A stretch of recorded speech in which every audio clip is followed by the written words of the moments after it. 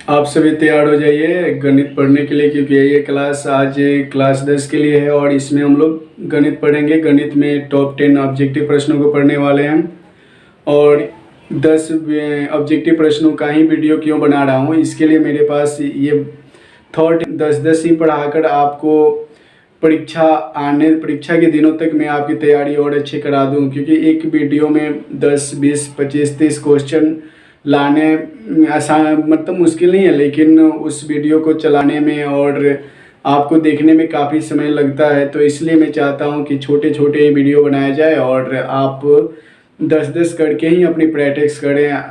10 minute 15 minute की video में ही उस क्वेश्चन को इंक्लूड किया जाए। और अभी भी परीक्षा में 6 माह बाकी है, तो इसलिए मैं चाहता हूं कि आपकी तैयारी लंबे समय तक एक छोटे छोटे स्टेप में हो। ठीक है, तो आज की क्लास में भी हम लोग 10 ऑब्जेक्टिव प्रश्न पढ़ेंगे और प्लीज़ आप लोग इस वीडियो को लाइक कर लीजिए और अभी तक चैनल को सब्सक्राइब नहीं किए तो ज़रूर कर लीजिए और अपने दोस्तों से भी कराइए। और मैं बहुत जल्द आप लोग के लिए लाइव क्लास लेकर आऊँगा। ठीक है, तो आइए क्लास को शुरू करते हैं। जैसे कि आप लोग प्रश्न देख रहे हैं, कहा जा रहा है कि समांतर श्रेणी 16, 11, 6, 1 - 4 डैश डैश का nवां पद होगा। यानी कि हमें nवां पद बताना है। ऑप्शन ए कर रहा है 21 + 5n, बी कर रहा है 21 - 5n, सी कर रहा है 5n - 11 और डी है 11 + 5n। इन चारों में कौन सही है ये हमें बताना है। ठीक है, तो आइए इसको हल करके देखते हैं। पहले तो इस श्रेणी को जब आप लोग ध्यान से देखेंगे तो ये पहला पद कहलाता है, इसलिए ए बराबर कितना हो जाएगा 16 हो जाएगा। और डी कॉमन डिफरेंस जो होता है दूसरे में से पहले घटाते हैं, तो 11 में से 16 को आप घटाइएगा तो कितना बचेगा -5 बचेगा। 16 में से 11 घटाएंगे तो -5 और यहाँ पर ये हो गया। और n तो nवां पद ही दिया रहा है, यानी n का वैल्यू n ही है। तो सूत्र से हम लोग जानते हैं, सूत्र से Tn बराबर होता है a + n - 1 × d। यानी कि a का वैल्यू कितना है 16 और n तो n ही है और -1 और d का मान कितना है -5। और इसको गुणा कर लेते हैं। 16 प्लस -5 से n में करेंगे तो ये -5n हो जाएगा और ये -1 में -5 से करेंगे तो +5 हो जाएगा। तो इस तरह से 5 और 16 कितना हो जाएगा 21 और ये -5n। तो आप लोग देखिए मैंने किस विधि से हल किया और कैसे किया, ये समझना आप लोग के लिए बहुत ज़रूरी है। और इस तरह से हम लोग को क्या प्राप्त हुआ 21 - 5n। तो इसमें से कौन सा ऑप्शन सही है देख लीजिए लोग, बी ऑप्शन सही है। ठीक है, तो ऐसे प्रश्नों को मैं हल करके इसलिए बता रहा हूं कि आप लोग अभी बहुत समय है परीक्षा में, आप लोग इसे सीखते चले और 10 क्वेश्चन रोज सीखें तो बहुत ज़्यादा क्वेश्चन हो जाते हैं। ठीक है, तो आइए अगले क्वेश्चन को देखते हैं। दूसरा प्रश्न है, यदि समांतर श्रेणी का सामान्य पद 13 - 2n है तो इसका सर्वांतर होगा a 0, b -13, c 2, d -2। ठीक है, तो इन चारों में कौन होगा हम लोग को बताना है। तो सबसे पहले इस देखेंगे ये सामान्य पद जो है, क्योंकि यहाँ कह रहा है कि 13 - 2n कर रहा है ना जी।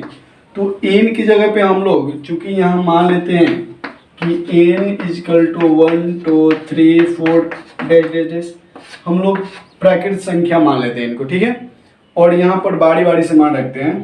तो 13 - 2 गुणे n की जगह पे पहले रख देते हैं 1, तो ये हो जाएगा 13 - 2 में से क्या मतलब 2 गुणे 1 तो 2 ही होगा और 13 में से 2 जाएगा क्या बचेगा 11। फिर यहाँ पे हम लोग मान लेते हैं 13 - 2, अब की 1 रखे थे ना तो अब रखते हैं 2, तो गुणे 2 ये हो जाएगा 13 - 2 दूना 4, 13 में 4 गया 9। उसके बाद एक और निकाल लेते हैं 13 - 2, इस बार 3 रखते हैं तो 13 - 3 दूना 6, तो आएगा 7। तो इसलिए हम लोग को श्रेणी जो है यह प्राप्त हो रहा है 11 9 7।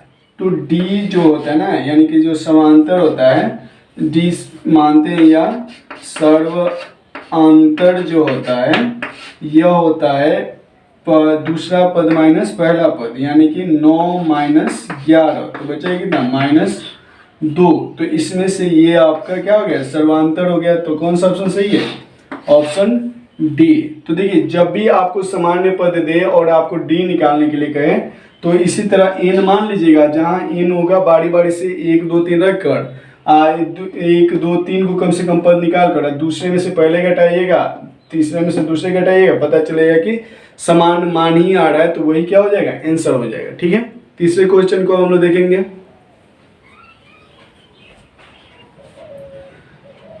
तीसरे नंबर प्रश्न में कह रहा है कि समानांतर श्रेणी 126 120 114 डैश डैश का कौन सा पद 0 है।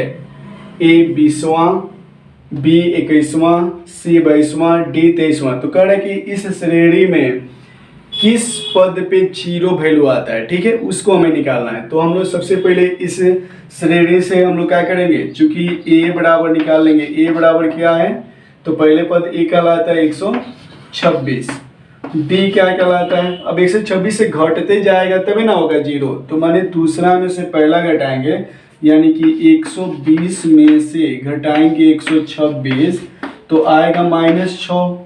और इन आपको यहाँ कह रहा है कौन सा पद 0 है, तो ये टीएन यानी अंतिम पद 0, टीएन इसको मान लेंगे। ठीक है, अब लिखेंगे सूत्र से, सूत्र जो बनता है ये होता है a plus n minus 1 into D बराबर tn होता है। ठीक है, इसलिए a की जगह पे रख दीजिए 126 प्लस n के मान तो निकालना है हमें, कौन सा पद यानी n का वैल्यू निकालना है, तो n ऐसे रहेगा -1 और d के जगह पे हो जाएगा -6 और tn के जगह पे हो जाएगा 0, या 126 और यहाँ पर 6 में n से गुना करेंगे तो -6n हो जाएगा, और ये -1 गुने -6 minus minus plus 6 Ekam 6 equal to 0 हो जाएगा। या देखिए तो 126 और 6 कितना हो जाएगा 132 -6n इक्वल टू 0 होगा। हम लोग यहाँ हल करते हैं, इसलिए हम लोग लिख सकते हैं -6n बराबर ये 132 को बराबर के उस साइड ले जाएंगे तो हो जाएगा -132, यानी n बराबर -132 बटे ये -6, माइनस माइनस खत्म और ये कटाएंगे तो 6 और 6 दूना 12, इसलिए n बराबर कितना आ गया 22 आ गया। तो इस तरह से कौन सा पद होगा, तो 22वां पद, यानी ऑप्शन सी सही है। ठीक है, तो मैं एकदम आराम से बना रहा हूँ, इसलिए आराम से बना रहा हूँ कि आप लोग एकदम बारीकी से सीख पाएँ। ठीक है, अगर आप लोगों को लग रहा है कि मैं स्लो बना रहा हूँ तो कमेंट जरूर कर लो कि थोड़ा फास्ट बनाइए, या जैसे बना रहे हैं वो ठीक है। ठीक है, तो आप जैसे कहेंगे हम वैसे हल करेंगे। अगले क्वेश्चन को अब देखते हैं हम लोग। 4 नंबर प्रश्न है, यदि cos थीटा बराबर p तो tan थीटा का मान होगा। cos थीटा का मान दिया है, tan थीटा का मान बताना है आपको। ए में कर रहे हैं √1 माइनस पी स्क्वायर बटे पी, बी बराबर कर रहे हैं 1 बटे पी, सी बराबर कर रहे हैं पी बटे √1 माइनस पी स्क्वायर, और डी बराबर कर रहे हैं √1 प्लस पी स्क्वायर बटे पी। यानी चारों में कौन सही है हम लोग को बताना है। तो चलिए हल करते हैं। चूंकि tan थीटा जो होता है वह sin थीटा बटे cos थीटा होता है, आप सबको सूत्र याद होगा। ठीक है, और यहाँ पे लिखते हैं तो साइन थीटा को अगर cos में बदले हम लोग तो ये होता है √1 माइनस cos स्क्वायर थीटा, और नीचे तो cos ही है। ठीक है, तो यहाँ पर हम आप लोग क्या करिए कि cos का वैल्यू रख दीजिए। cos का वैल्यू चूंकि क्या दिया है यहाँ पे देखिए p, तो यहाँ हो जाएगा 1 माइनस p का स्क्वायर, और नीचे cos है तो यहाँ भी क्या रख देंगे p रख देंगे। तो देखिए तो ये मान किससे मैच कर रहा है, √1 माइनस पी स्क्वायर बटे पी, ए से मिल रहा है, यानी कि ऑप्शन ए सही है। यानी कि आपको इस सवाल को हल करने के लिए सिर्फ ये सूत्र याद होना चाहिए। ठीक है, और त्रिकोणमिति के लिए मैंने एक वीडियो बना रखा है मेरे चैनल पे, जिसमें मैंने केवल सूत्रों को पढ़ाया है, और त्रिकोणमिति में जो भारतीय गणित का प्रश्नावली 1 और 1 का ए और 1 का बी जो है ना मैंने करके रखा है। तो आप लोग उस हमारे चैनल पे उस वीडियो को देख सकते हैं। ठीक है, चलिए अगले प्रश्न को देखते हैं।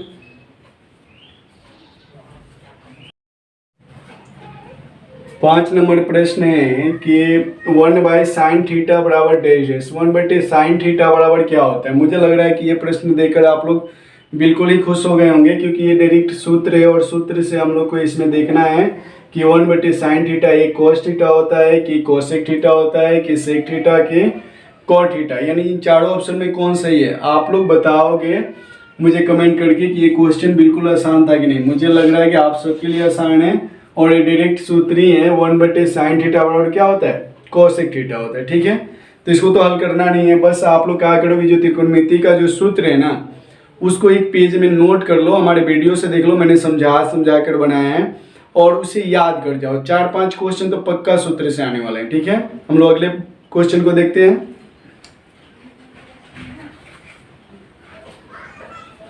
6 नंबर प्रश्न है sec b गुने cos b बराबर डैश। तो ये तो बिल्कुल ही सूत्र है ना, sec b गुने cos b बराबर डैश, यानी ऑप्शन ए 2, बी करें -1, सी 0, डी 1। इन चारों में कौन होगा? तो मुझे बिल्कुल विश्वास है कि बहुत लोग इसका आंसर दे चुके होंगे ना, अपने नोट्स बुक में सही कर चुके होंगे। तो यहाँ एक सूत्र होता है, चूंकि cos theta into sec theta बराबर 1, यानी कि थीटा का मान चेंज हो जाए। यहाँ बी है तो ये भी हो सकता है, कुछ भी हो सकता है, लेकिन इसका मान क्या आएगा? 1 ही आएगा। इस तरह से ऑप्शन डी सही है। ठीक है, इसके अलावा एक और सूत्र बन जाता है, इसे भी हम लिख देते हैं, या यहाँ हम लिख सकते हैं cos थीटा बराबर हो जाता है 1, ये गुना हो रहा है ना cos सेक, तो इधर आकर क्या करेगा? बाटा में आ जाएगा, तो यहाँ हो जाएगा सेक थीटा, यानी अगर सेक थीटा बराबर लिखें तो ये हो जाता है 1/cos थीटा। ठीक है, तो इस तरह से ये सूत्र भी आप लोग नोट कर लेंगे। अगले क्वेश्चन को हम लोग देखेंगे। अब इस प्रश्न को हम लोग ध्यान से पढ़ते हैं। कहा जा रहा है कि यदि cot थीटा बराबर 1/√3 तो sec थीटा का मान है। ठीक है, cot थीटा का मान दिया है, sec थीटा का निकालना है, और यहाँ पर ऑप्शन ए करे √3, बी 1/2, सी 2 और डी 1/√3। तो आपको sec थीटा का एक सूत्र अपना, चूंकि sec स्क्वायर थीटा बराबर होता है 1 + tan स्क्वायर थीटा। ठीक है, tan स्क्वायर थीटा। अगर हम लोग cot में इसको लिखें तो ये हो जाता है 1 + 1/cot स्क्वायर थीटा, यानी कि 1 + 1/, और cot का मान कितना दिया? देखिए तो यहाँ पे 1/√3, तो यहाँ पे लिख देंगे 1/√3 का स्क्वायर, यानी कि ये 1 + 1/1/√3 गुने √3 केवल 3 हो जाएगा, यानी कि यहाँ पर हम लोग लिख सकते हैं 1 + 3 तो ऊपर आ जाएगा ना, तो लिख देंगे 3/1, यानी कि 3 एकम 3 ही होगा, 3 1 4। तो चूंकि यहाँ मिल गया हम लोग को सेक स्क्वायर थीटा बराबर 4। स्क्वायर को बराबर की उस साइड भेज देते हैं, तो सेक थीटा बराबर √4, और √4 का मतलब क्या होगा? 2। तो इस तरह से कौन सा ऑप्शन सही होगा? देख लीजिए, यहाँ पे ऑप्शन सी सही होगा। तो बहुत ही सरल तरीका से मैं इसे हल भी कर रहा हूँ, इसको आप बहुत ध्यान से देखिए और सीखिए। ठीक है, अब हम लोग नेक्स्ट क्वेश्चन को हल करेंगे। 8 नंबर प्रश्न है, यदि a बराबर 45 डिग्री, ठीक है, तो sin a + cos a का मान क्या होगा? डैश होगा। करे a बराबर √2, b बराबर 1/√2, c बराबर 1/2 और d बराबर 1, यानी इन चारों ऑप्शन में कौन सही होगा? यानी sin a + cos a का मान कौन होगा? जबकि आपको a का मान क्या दे दिया है? 45। तो यहाँ हल कर लीजिए, चूंकि sin a + cos a = हम लिख सकते हैं sin 45 डिग्री + cos 45। ऐसा इसलिए क्योंकि a का मान क्या है? 45। तो यहाँ और यहाँ दोनों जगह a है, तो हम क्या करेंगे? 45 रख देंगे। अब आप लोग को मान सारणी याद होगा, तो sin 45 का मान क्या होता है? 1/√2 + cos 45 का भी इतना ही होता है, 1/√2। 2, यही ना होता है जी। तो √2 का अगर कॉमन लें लघुत्तम तो √2 ही होगा और ऊपर हो जाएगा 1 + 1, यानी 1 और 1 जोड़ेंगे तो 2/√2। आप लोगों को मैं बता दूं 2 जो होता है ना √2 गुने √2 के बराबर होता है और √2 नीचे एक है तो 1 √2 से 1 √2 खत्म, तो ये क्या आंसर आएगा √2। तो कौन सा ऑप्शन सही होगा? ऑप्शन ए सही होगा। ठीक है, बहुत ही आसानी से क्वेश्चन हल हो गया। अगले प्रश्न को देखते हैं।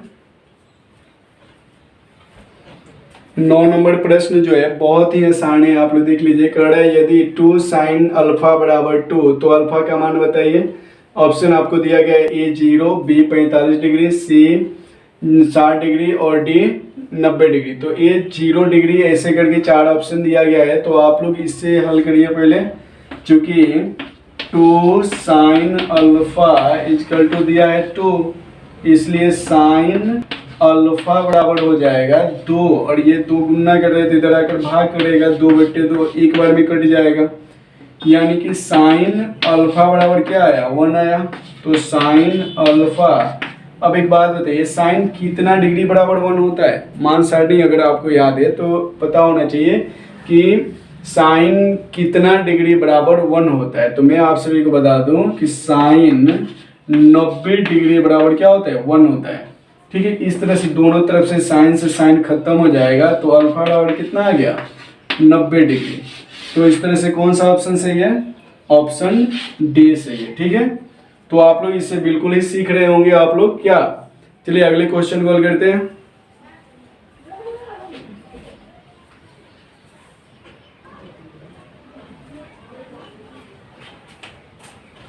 अब हम लोग इस वीडियो के आखिरी प्रश्न को हल करेंगे। प्रश्न है 10 21 डिग्री बटे cot 69 डिग्री बराबर डैश। ऑप्शन ए 0, बी 1, सी -1 और डी कहा जा रहा है 1/2। तो चलिए इसे हल करते हैं। 10 21 डिग्री बटे क्या है? cot 69 degree. ठीक है, आप लोग एक सूत्र को याद किए होंगे, यहाँ पे पहले मैं लिख रहा हूँ। 10 अगर 90 में से हम लोग कितना घटाएं कि 21 आएगा? दिमाग लगाइए लोग, 90 डिग्री में से कितना डिग्री घटाएं कि 21 डिग्री आएगा? तो आप लोगों को पता होना चाहिए कि 69 डिग्री। अगर 90 में से 69 घटा दें तो 21 हो जाता है, यानी कि 21 को हम लोग इस रूप में लिख सकते हैं और नीचे क्या है?